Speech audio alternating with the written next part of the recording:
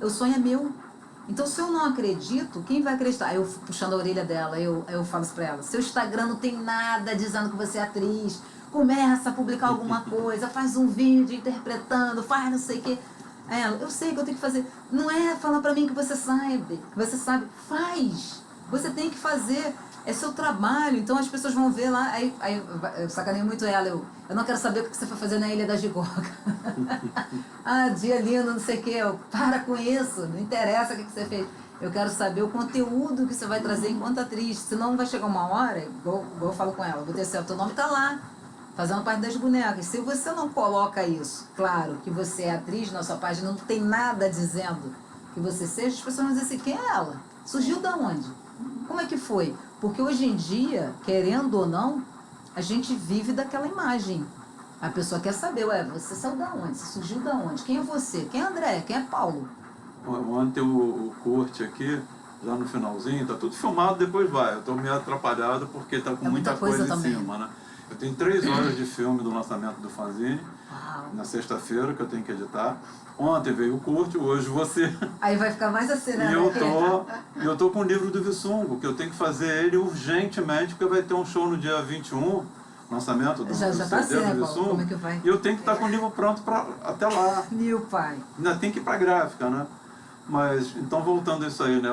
Ele me chamou a atenção, com aquele jeitinho dele, elegante, né? Pelo seguinte, eu botei, como eu sempre faço, né? Que no sábado, dia tal, Paraná, o Armazém de Quinquilharias Utopias, ia receber um amigo poeta curto. Ele, Paulo, eu fiquei procurando a imagem, porque eu queria botar na minha página, mas eu queria botar a imagem. E eu pensando, que imagem é essa, né? Então ele falou, Paulo, olha só, você tem que pegar aquela imagem, aí foi o logotipo. Então o logotipo, mas você tem que botar no logotipo o seu nome da mesma maneira que você assina na foto. Aí. E depois você tem que dizer também, se couber, você tem que dizer o que você faz, fotografia, vídeo, edição. Mas Então você vê que no seu hoje, eu já atendi. Aí eu já botei lá o logotipo. Mas é bom isso. Uma pessoa que chega pra você e fala assim, sim. Porque ele fala, Paulo, você vai a tudo que é evento, fotografa todo mundo, e as suas fotos você assina. Agora, aqui você não está assinando, então a pessoa não vai saber que aquele fotógrafo é você. Eu falei, então vou botar o Paulo de Carvalho. Não, você tem que botar como você assina na foto. Porque na foto eu assino P de Carvalho. Então ele falou assim, não, você não pode botar Paulo de Carvalho, você tem que botar porque as tuas fotos são conhecidas. Então a gente sabe que é P de Carvalho. Aí você, desculpa aí. Eu falei, tudo bem. Com aquele jeito dele. Já mudei tudo. Mas ele tá certo, Paulo, porque assim, você tá vendendo, eu falo assim, é uma ideia. É um produto. É um conceito. Então por que eu vou chegar, como acontecia antes, você é o quê? Quê? Atriz. Faço no teatro. Não, sei o que, certo? Eu sou atriz. Mas você sabe que hoje... Você tem que falar. Com a publicação que eu fiz hoje, já botei aí, o logotipo, P de Carvalho, edição, fotografia, vídeo e fotografia. Ele me ligou 2 vezes. Porque ele disse que eu tinha que reduzir a imagem, porque aquilo, quando você recebe a mensagem, a imagem não está inteira, visualizada, a pessoa precisa clicar em cima para abrir. Eu fiz tudo de novo, falei, de corte, eu já vou diminuir. Mas isso é bom, é cuidado. É cuidado. Isso é retorno. A pessoa querer o seu bem e falar assim, não, por que você... É igual quando você estava fazendo fanzine lá, talvez eu... Mas vai parar por quê? Vai fazer, não, por quê? Lembra que eu falei com você, mas por quê? Não, aí a gente faz de outro jeito. A gente vê outra coisa, busca, fala de outra forma. Porque se é uma ideia incrível. Agora, se aqui não deu certo, vou tentar de outro jeito. Vamos mudar. O que não pode acontecer, que eu falo muito com essa menina, com a Sandra, que tem um carinho muito grande por ela, eu falo assim, Sandra, se a gente já tem tudo contra. Eu falo muito isso pra ela, já tem tudo contra. Tipo o que eu vi, eu falei assim, questões sociais, o meio em que vivemos, o transporte que é longe. Então a gente já tem todos os fatores que prejudicam. A gente vai ser mais um? A gente vai ser mais um? É o porquê. Eu lembro que eu levei a Dona Carla para um festival, aí eu descobri que no festival só estava eu de atriz de fora. E lá nesse festival só tinha alunos da escola. Então eu já pensei assim, não vou ganhar, pronto. Já trabalhei isso em mim, não vou ganhar. Aí quando os alunos dessa escola perguntaram assim, você faz curso aqui? Eu, não, já sou atriz de formação. Então você é convidada? Eu olhei para a cara deles e falei assim, sim, sou convidada. Comecei a levar aquilo na brincadeira. Quando eu comecei a fazer o texto, eu falei assim, vou largar o texto, vou vir para me divertir. Longe pra caramba, lá na Barra. Falei, vim para me divertir. Então quando eu fiz todo o texto, eu não pensei mais na premiação. Meu maior retorno que eu vi, que eu pensei assim, uau, foi o público aplaudir de pé a personagem Dona Carla da Melhor Idade. Então eu pensei assim, tá, joguei meu prêmio. Porque todo mundo foi, aquelas pessoas que estavam ali que assistiram, que depois vieram falar comigo, vão ficar com aquela mensagem na cabeça, comentaram, e vai ter aquele titina, não, que merecia, olha o burburinho que você cria. Então, para que eu vou chegar e vou ficar como acontece muito, eu vejo muito isso no nosso meio, que às vezes a gente está num ambiente e a pessoa fica assim, não, mas tratou fulano diferente e me tratou fulano assim e me tratou mal. Se eu parar para prestar atenção nessas coisas, eu não ando. A gente tem que ter muito cuidado. Então, se eu for pensar, isso não acontece só no meio artístico, isso acontece em qualquer meio que você tiver. Se você estiver no estado, vai acontecer, vai ter um preferido, vai ter um mais querido, vai ter um que sempre é chamado. Porque eu tinha um patrão que ele falava assim, chefe não quer saber se você trabalha bem, você quer saber se você é chato. Se você for chato, você não fica, você pode ser o melhor funcionário. Mas ninguém aguenta trabalhar com chato. Se você ficar muito batendo nessas teclas, você se torna um chato, que ninguém quer perto. Você pode ser talentosíssima, mas se você for chata, lá vem a Andréia. Eu falei, não, ela é ótima. Aí as pessoas já vem aquela coisa meia boca assim, né? Ela é ótima, menina, mas ela fala umas coisas. As pessoas já ficam tentando fugir de você. Então, eu não tenho mais 12 anos, eu já tenho outra percepção da vida, das coisas. Eu não sou cega, cega eu quero dizer de vida, de vivências. Eu não posso chegar e falar assim, viu, André, do jeito que fulano falou com não sei o que, não sei o que lá. Eu não preciso perder tempo com isso. Você sentiu, você conseguiu captar isso. A gente não precisa ficar trabalhando essas coisas para prejudicar. De repente, eu falei para você não está tão bem naquele dia. Aí eu vou chegar e vou te prejudicar, trazendo essa carga. Agora, se eu pegar os pontos positivos do que aconteceu lá, não é mal barato isso. Se eu estou num evento, eu sei que houve esse pessoal que foi melhor tratado, teve mais tempo, teve mais respeito, aí as pessoas falam que é bajulação. Não, porque fulano falou isso. Para mim, você falou João. Ou então você fala assim, vem Paulo de Carvalho, vem Paulo, anda, Paulo. Ou então chega e fala assim, Paulo, você tem 10 minutos só, Paulo. Ou então, Paulo, tem que ser. Ou então, Paulo, não fala da editora, não, hoje não. Aí você vai ficar chateado. Por N motivos ou vários fatores, não deu para a pessoa fazer isso. Você tem que pensar que naquele momento que você está ali, você ganhou 10 minutos, tem gente que não tem um. Eu penso assim, tem gente que não tem um. Tem gente que quer um espaço que você quer, que você está e você está reclamando daquele espaço. Então eu sempre vejo hoje eu vejo sempre o lado positivo. Claro que a gente fica chateado com uma coisa ou outra, que a gente é humano. Claro. Mas isso não pode tomar conta de mim. Eu não posso viver em função do que me aborreceu. Eu tenho que viver em função das coisas que me fazem bem. Porque senão eu vou dar espaço para um monte de coisa ruim na minha vida e a coisa não anda. Tem uma poesia aqui, que é Migalhas, que é uma das que eu descobri que é a queridinha, né?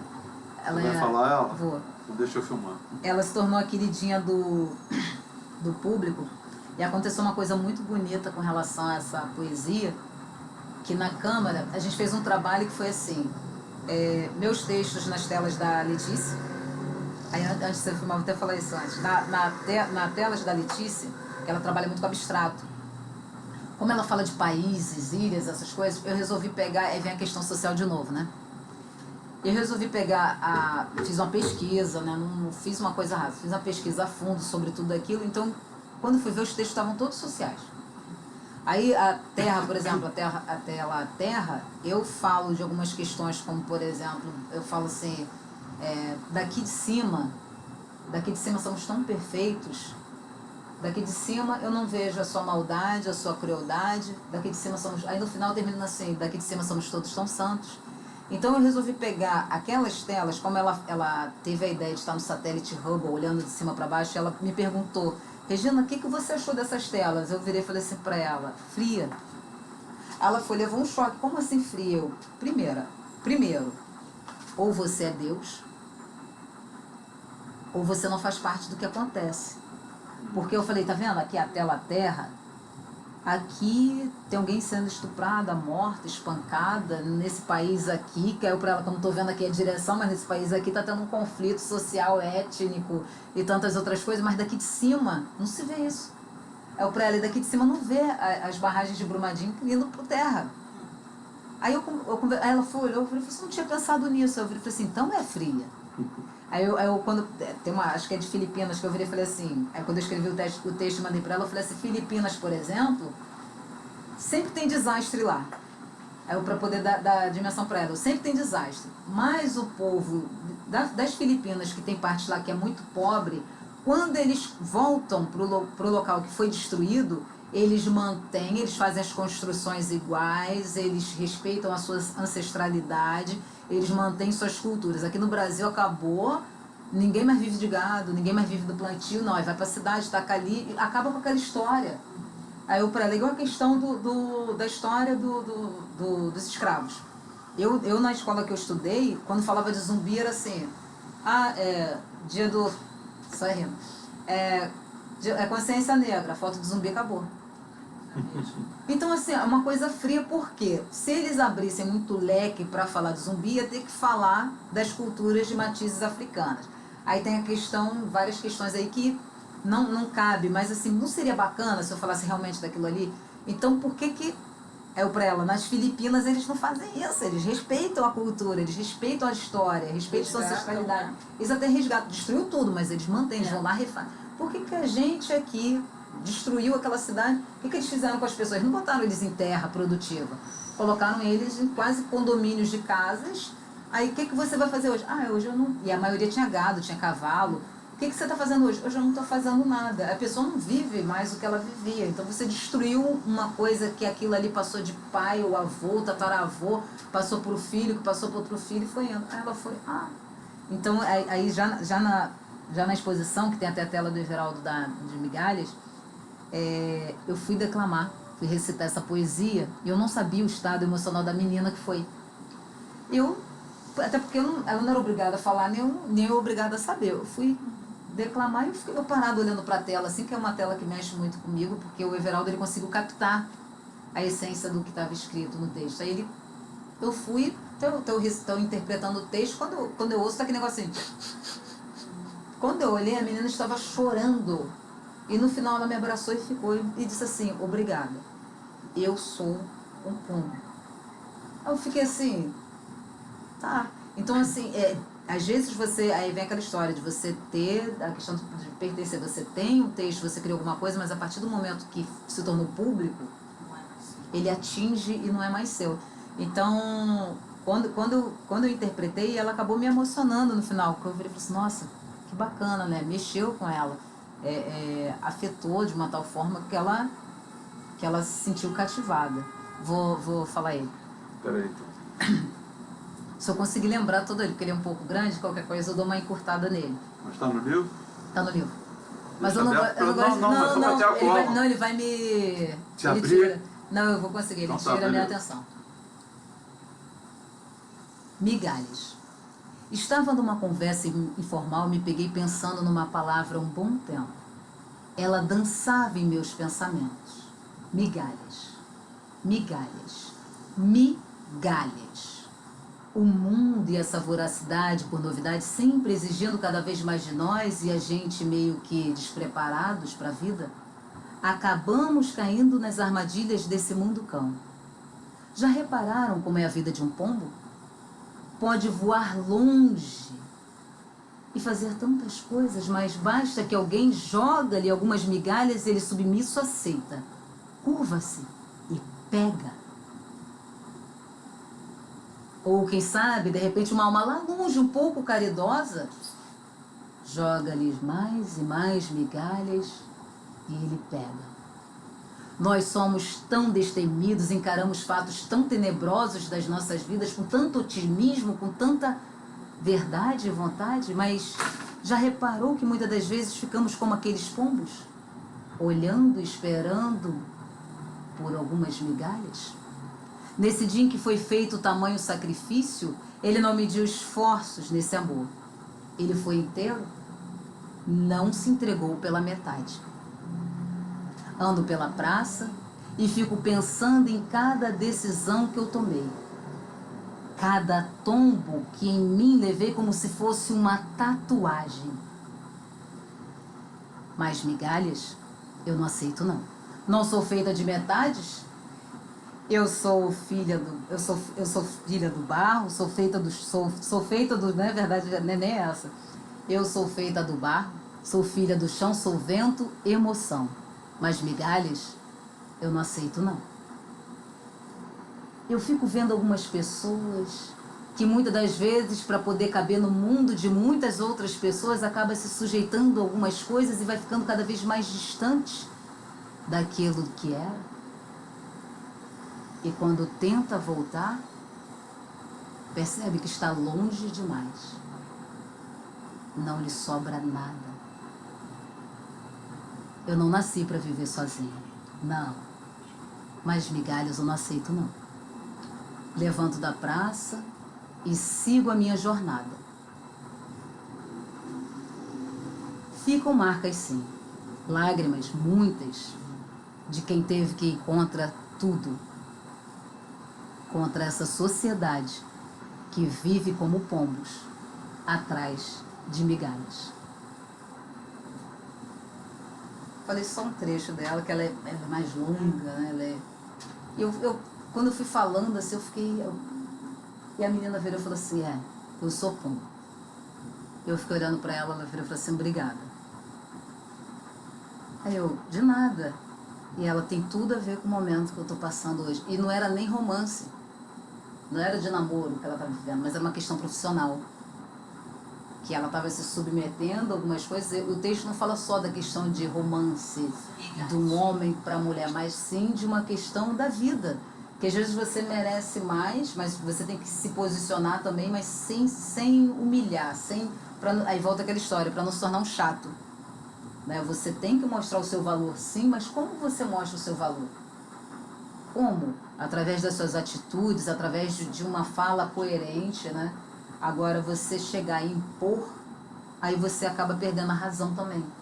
Do que você quer, do que você propõe, do que você leva.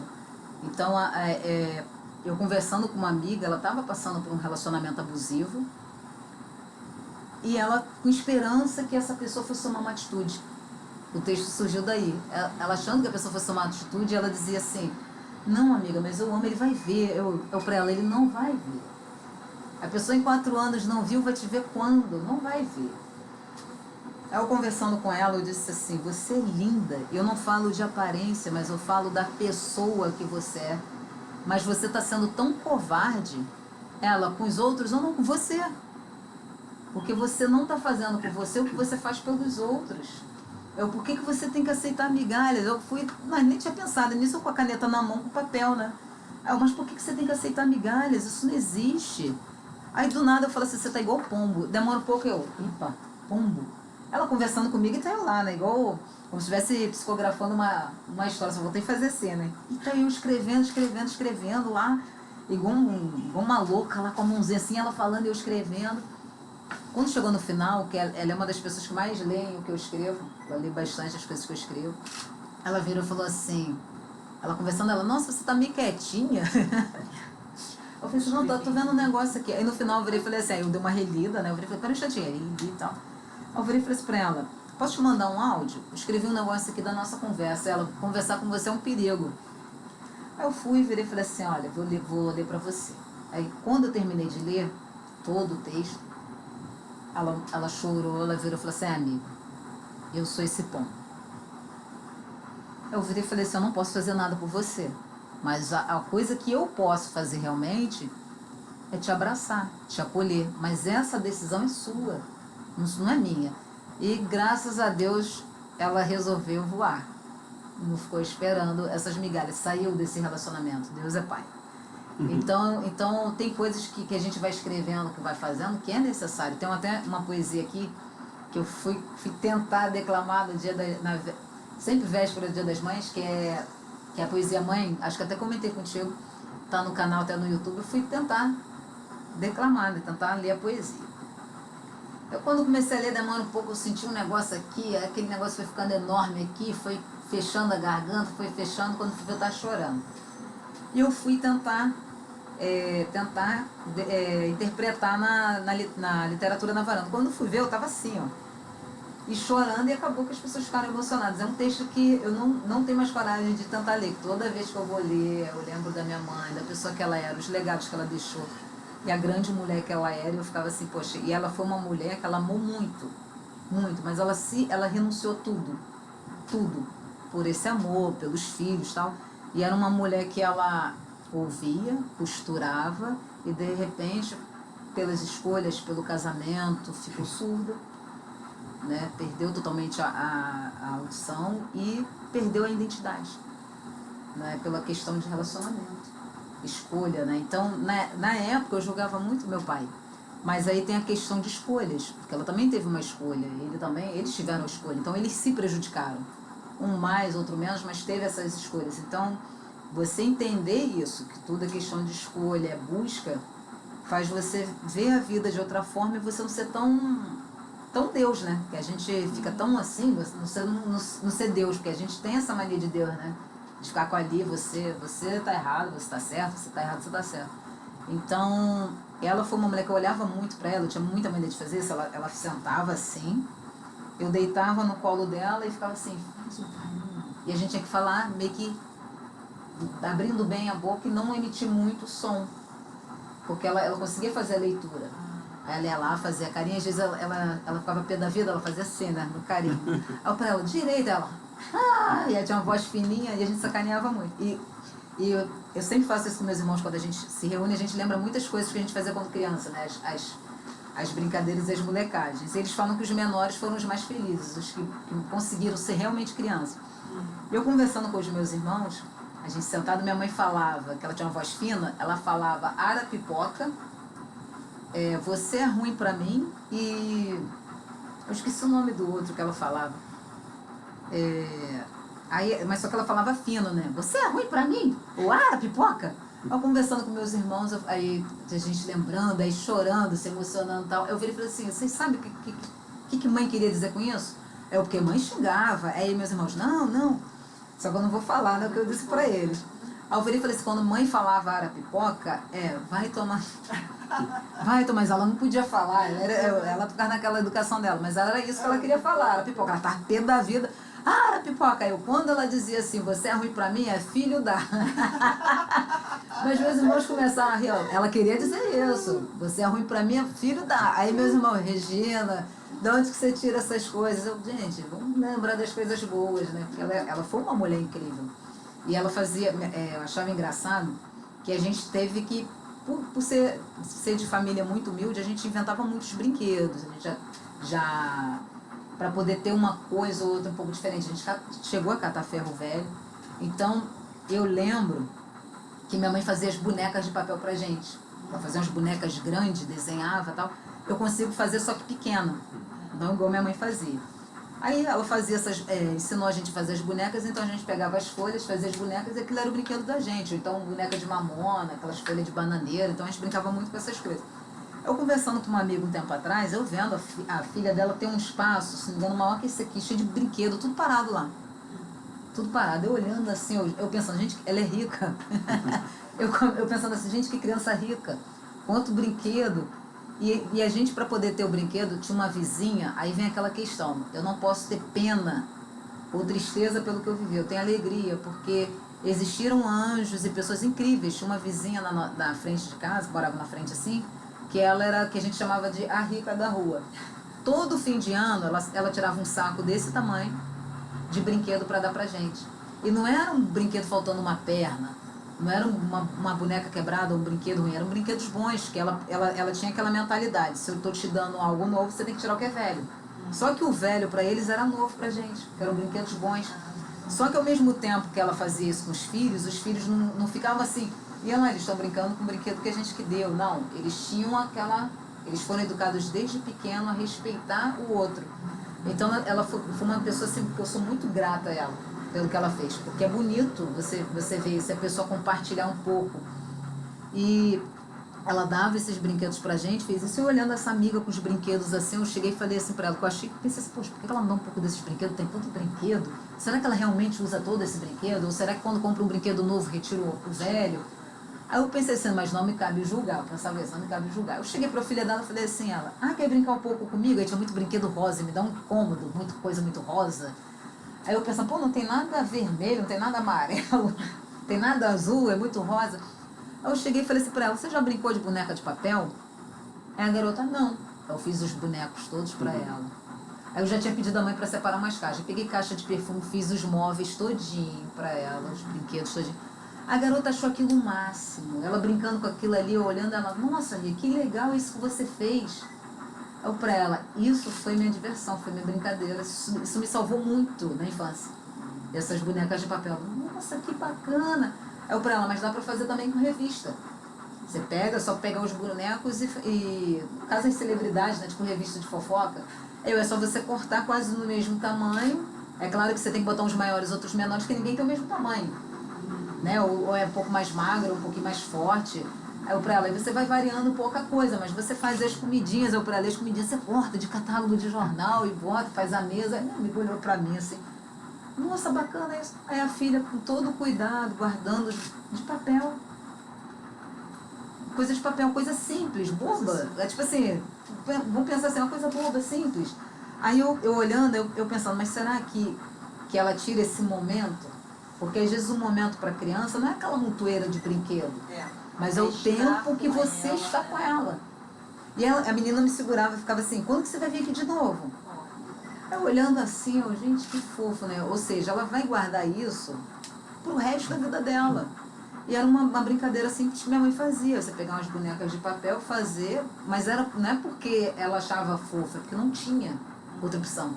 Era o que ela podia fazer.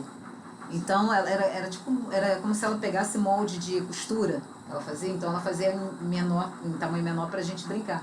Então aquilo ali, e ao mesmo tempo que ela fez isso, ela foi alavancando a nossa criatividade. Que a gente depois começou a pegar a revista Avon, cortar aqueles produtos e fingir que era loja. A gente fazia uma cidade no quintal. Então, foram coisas que foram ajudando, foram melhorando, mas ao mesmo tempo, olhando a realidade daquela menina, me deu aquele estalo assim, será que ela tira e doa? Será que ela dá para alguém mais pobre? Será que ela compartilha? Será que ela é uma criança que é gregária? Como é que funciona? E por que tanto brinquedo? Eu pensava, por que tanto brinquedo? Por que você não pode tirar um pouco isso daí? Vamos trabalhar outras coisas. E ela ali com a caixinha de sapato, cheia de papel ali dentro. Eu pensando, gente, papel. Eu peguei a caneta, fui num papel, escrevi aquilo ali. Pintei aquilo ali, aquele boneco, só com caneta. Então, assim, às vezes a criança ela só precisa de coisas